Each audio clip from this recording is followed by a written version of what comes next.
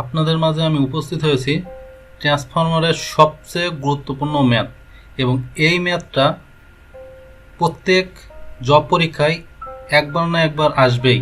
তো বুঝতে পারছেন কতটা ইম্পর্টেন্ট। ইভেন বিএসসি লাইফে যদি আপনি ট্রান্সফরমারের উপরে কোনো ম্যাথ দেখেন আপনার ফাইনাল এক্সামে, তাহলে দেখবেন ওপেন সার্কিট টেস্ট দিয়ে অথবা শর্ট সার্কিট টেস্ট দিয়ে প্যারামিটার বের করার ম্যাথটা অবশ্যই দিবে। সো এই ম্যাথটা এতটাই ইম্পর্টেন্ট যে আমি বলবো যে এটার জন্য আমি রেটিং করি 100-তে 90 ভাগ আমি পার্সেন্টেজ দিব এটার গুরুত্ব, এবং ট্রান্সফরমারের আরও অনেক ম্যাথের চেয়ে এটার সবচেয়ে বেশি ইম্পর্টেন্ট। সো এইটা অবশ্যই আপনি পরীক্ষায় বসার আগে প্র্যাকটিস করে যাবেন।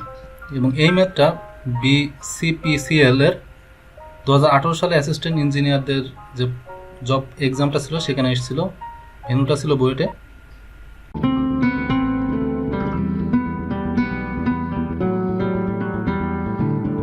Welcome to my channel diversity 360। ছাত্রছাত্রীদের স্বপ্ন পূরণই আমাদের লক্ষ্য। 3টি বিষয়ের উপরে আমরা গুরুত্ব দিয়ে থাকি। 1 নম্বর অ্যাডমিশন গাইডলাইন। আপনি অ্যাডমিশনে ভালো ইউনিভার্সিটি চান্স পেতে চান, যেমন ঢাকা ইউনিভার্সিটি, বুয়েট, মেডিকেল, এগুলোর গাইডলাইন ভিডিও আপনি আমাদের চ্যানেলে পাবেন। 2 জব গাইডলাইন। ট্রিপলিতে বিএসসি শেষ করার পরে আপনি হতাশায় ভুগছেন, কীভাবে চাকরির প্রস্তুতি নেবেন, আপনি সবগুলো ভিডিও আমাদের এই প্লেলিস্টে পাবেন। ট্রিপলি কোর্স ওয়াইজ যে ভিডিও, যেমন VLSI lab, VLSI theory, DSP lab থেকে শুরু করে বিভিন্ন ধরনের ভিডিও আমাদের এই চ্যানেলে পাবেন।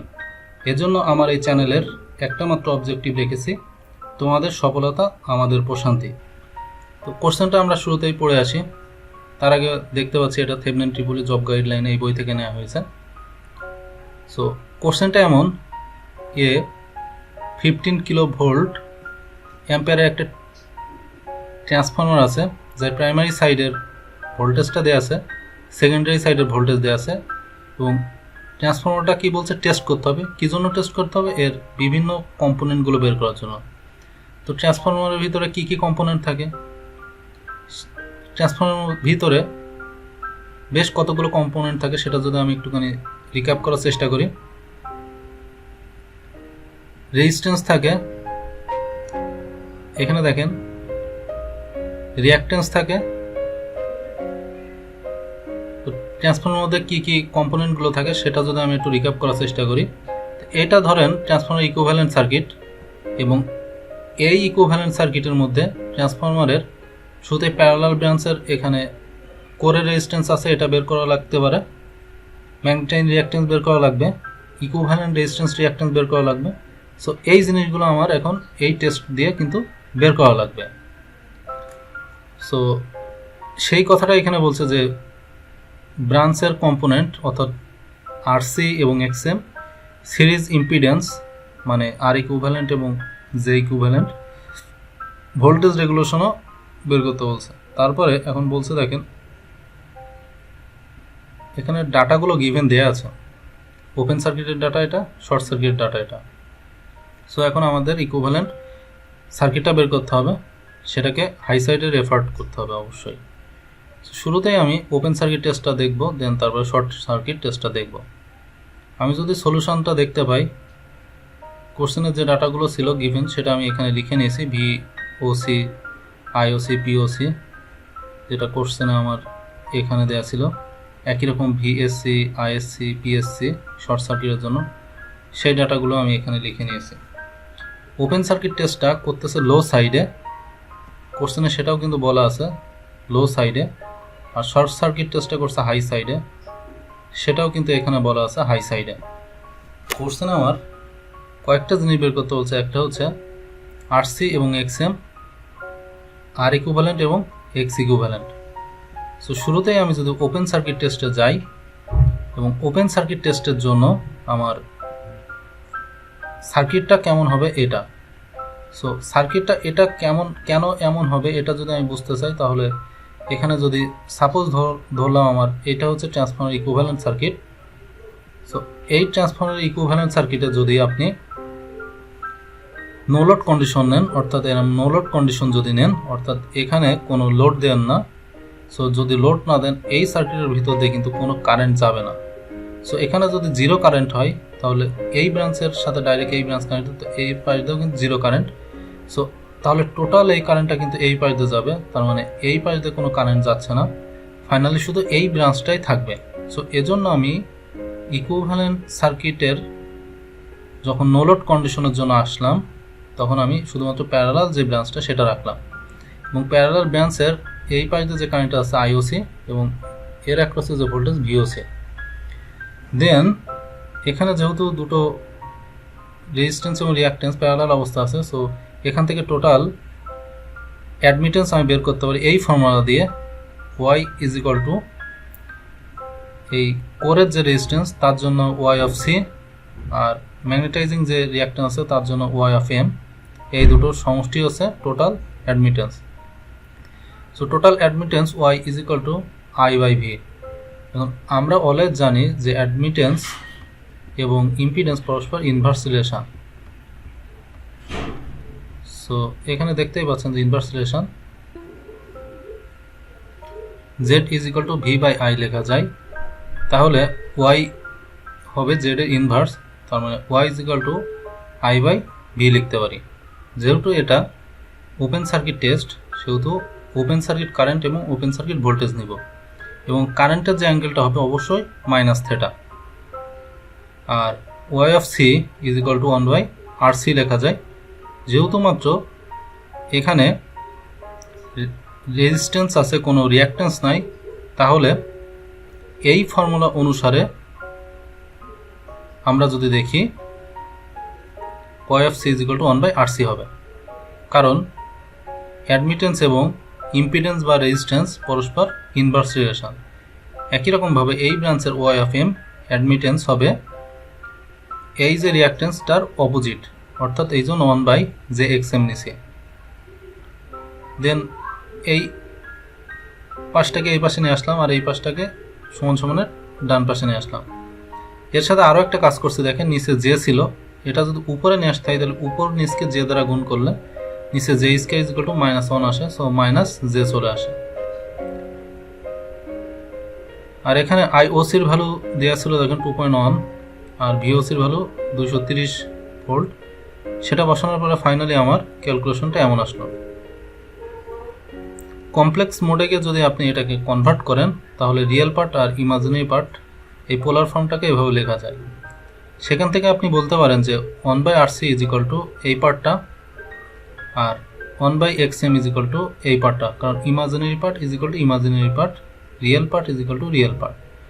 সো এখান থেকে আর সির ভ্যালু পেয়ে গেলেন এবং এখান থেকে এক্স এম এর ভ্যালু পেলেন, যেটা হচ্ছে 110 ওহম, আর এখানে আর সির ভ্যালু 1047 ওহম। সো এখানে কিন্তু আপনার কাজ এখনো শেষ হয় নাই, কারণ কোশ্চেনে আপনার কিন্তু বলছে রিফার টু হাই সাইড, কিন্তু আপনি এই যে আরসি এবং এক্সএমটা বের করছেন কোন সাইডে? কোশ্চেনে দেখেন ওপেন সার্কিটের যে ডাটাগুলো সেটা হচ্ছে লো সাইডের জন্য দেওয়া আছে। সো বুঝতেই পারছেন এই যে আরসি এবং এক্সএম এটা লো সাইডে কনভার্সন অবস্থায় ট্রান্সফরমারের আরসি এবং এক্সএম, সো এটাকে আমার হাই সাইডে বের করতে হবে, কারণ আমার কোশ্চেনে এখানে বলছিল যে refer to high side, high সাইডের জন্য বের করতে হবে। সো হাই সাইডের জন্য বের করতে গেলে লো সাইড থেকে হাই সাইডে আসতে গেলে অবশ্যই এই স্কয়ার দিয়ে একটা গুণ দিতে হয়, এটা আমরা জানি।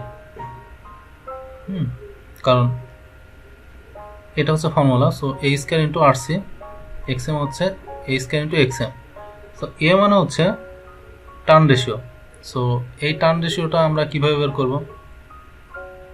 টার্ন রেশিও হচ্ছে ট্রান্সফরমারের প্রাইমারি সাইডের ভোল্টেজ এবং সেকেন্ডারি সাইডের ভোল্টেজের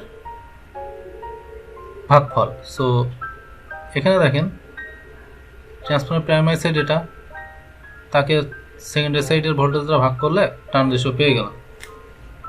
সো এই স্কয়ার দিয়ে তাহলে আমি যখন আরসি এবং এক্সএমকে গুণ দিব এই ফর্মুলায় দেখেন আরসিকে এই স্কয়ার দিয়ে যখন গুণ দিব তখন আমার হাই সাইডের আরসি পেয়ে যাব, লো সাইডের আরসিকে হাই সাইডে কনভার্ট হয়ে গেল। এখন লো সাইডের যে এক্সএম দেওয়া ছিল সেটাকে যদি এই স্কয়ার দিয়ে গুণ দিই তাহলে হাই সাইডের এক্সএম পেয়ে যাবো, যেটা আমার কোশ্চেনে বের করতে বলছিলাম। এর ভ্যালু তো দিলাম, আরসির ভ্যালু বসালাম, ফাইনালি আমার আরসির ভ্যালু বেরোলো 104.7 কিলো ওহম, আর এখানে বেরোলো 11 কিলো ওহম। তাহলে আমার ওপেন সার্কিট টেস্ট থেকে আমরা কিন্তু কোর রেজিস্ট্যান্স এবং ম্যাগনেটাইজিং রিঅ্যাকট্যান্স বের করে ফেলছি। এখন আমাদেরকে সার্কিটের ইকুইভ্যালেন্ট রেজিস্ট্যান্স আর ইকুইভ্যালেন্ট রিঅ্যাকট্যান্স বের করতে হবে। তো এটাও আমরা শর্ট সার্কিট টেস্ট দিয়ে বের করতে পারবো। আর সেই জিনিসটা যদি বের করতে হয় তাহলে আমি শুরুতেই ট্রান্সফরমারের মেইন যে সার্কিট সেটাতে আসলাম। এখানে দেখেন এটা ইকুইভ্যালেন্ট সার্কিট ট্রান্সফরমারের। এই সার্কিট অনুসারে যদি এখন এই লোড সাইডটা যদি আমি এখানে শর্ট করে দিই, শর্ট করে দিলে সব কারেন্টটা এই পাশ দিয়ে আসছে। সো এই পাশ দিয়ে আসা মানে এই পাশ দিয়ে আসা, কারণ এইটার একটা ইফেক্ট তো এই পাশ দিয়ে যায়। সো ফুল কারেন্টটা কিন্তু এই পাশ দিয়ে যাচ্ছে এইভাবে, ঠিক আছে, এইভাবে আসছে এই পাত দিয়ে। যেহেতু এই পাতের রেজিস্ট্যান্স কমে গেছে, এখন এই পাত দিয়ে তাহলে এই প্যারালাল ব্রাঞ্চ থেকে কোনো কারেন্ট আসছে না, এই প্যারালাল ব্রাঞ্চ থেকে কোনো কারেন্ট আসছে না। সেই জন্য প্যারালাল ব্রাঞ্চটাকে নেগলেক্ট করবো। সো এই রেজিস্ট্যান্স আর ইন্ডাকট্যান্স এইগুলোকে নিব। সো তাহলে আমি এই ফুল ইকুইভ্যালেন্ট যে সার্কিটটা, এটাকে আমরা যদি শর্ট সার্কিট টেস্টের জন্য ড্র করি তাহলে দেখতে এমন হবে, আর ইকুইভ্যালেন্ট আর এক্স ইকুইভ্যালেন্ট। প্যারালাল ব্রাঞ্চটা কিন্তু বাদ দিয়ে দিয়েছি। এর ভিতর দিয়ে যে কারেন্ট আছে সেটা আছে আইএসসি, আর এই যে ভোল্টেজটা ভিএসসি। এখানে এই অ্যাঙ্গেল থেটা বের করার জন্য আপনার কি করতে হবে, শুরুতেই যেহেতু আমার গিভেন ডাটায় পিএসসি, ভিএসসি এবং আইএসসি দেওয়া ছিল, এই ফর্মুলা অনুসারে P is equal to VI cos theta আমি লিখতে পারি। সো এটা কি আসলেই দেওয়া ছিল? যদি মনে না থাকে এখানে চলেন, এখানে দেখেন ভিএসসি, আইএসসি এবং পিএসসি দেওয়া ছিল। এখানে যেমন আরসি এবং এক্সএম বের করতে গিয়ে থেটার ভ্যালু বের করছিলেন, এবং থেটার ভ্যালু কীভাবে বের করছিলেন, এই গিভেন ডাটা থেকে POC is equal to VSC IOC cos theta, অর্থাৎ P is equal to VI cos theta. এই ফর্মুলা তো আমরা জানি, যেহেতু ওপেন সার্কিটের জন্য ভোল্টেজ এবং কারেন্ট দেওয়া আছে এবং পাওয়ার দেওয়া আছে, সেখান থেকে থেটা ক্যালকুলেশন যেভাবে আপনি বের করলেন এবং এই থেটাটা যেভাবে আপনি ইকুয়েশনে বের করে আরসি এবং এক্সএম বের করছেন, ঠিক আপনি এই শর্ট সার্কিটের জন্য যে ডাটাগুলো দেওয়া আছে এই ডাটাটা হেল্প নিয়ে আপনি থেটা বের করতে পারবেন। সো এজন্য আমি শুরুতেই শর্ট সার্কিটের যে পাওয়ারটা P is equal to VI cos theta লিখলাম। দেন এখান থেকে কস থেটার ভ্যালুটা আমরা লেফট সাইডে নিয়ে আসলাম, বাকিগুলো অন্য সাইডে। সেখান থেকে থেটার ভ্যালু বের করবো, যেহেতু পিএসসি, ভিএসসি এবং আইএসসি দেয়া। সো আমার থেটার ভ্যালু আসলো 55.86 ডিগ্রি। তো Z equivalent is equal two আমরা কি জানি, আর ইকুইভ্যালেন্ট এবং এক্স ইকুইভ্যালেন্ট। আর জেড মানে কি, ভি বাই আই। তো শর্ট সার্কিটের ভোল্টেজ আর শর্ট সার্কিটের কারেন্ট নিব। আর এই থেটাটা অবশ্যই পজিটিভ হবে, কারণ অ্যাডমিটেন্সের জন্য থেটার ভ্যালু নেগেটিভ হয় আর ইম্পিডেন্সের জন্য পজিটিভ হয়। তো ইম্পিডেন্সের জন্য পজিটিভ, আর যখন আমরা ওপেন সার্কিটের জন্য অ্যাডমিটেন্সের জন্য করছিলাম তখন থেটার ভ্যালু দেখেন নেগেটিভ ছিল। সো এখান থেকে যখন আমি ভিএসসি এবং আইএসসির ভ্যালু বসাইলাম এবং অ্যাঙ্গেলটাও বসাইলাম, ফাইনালি আমার রেজাল্টটা এমন আসে।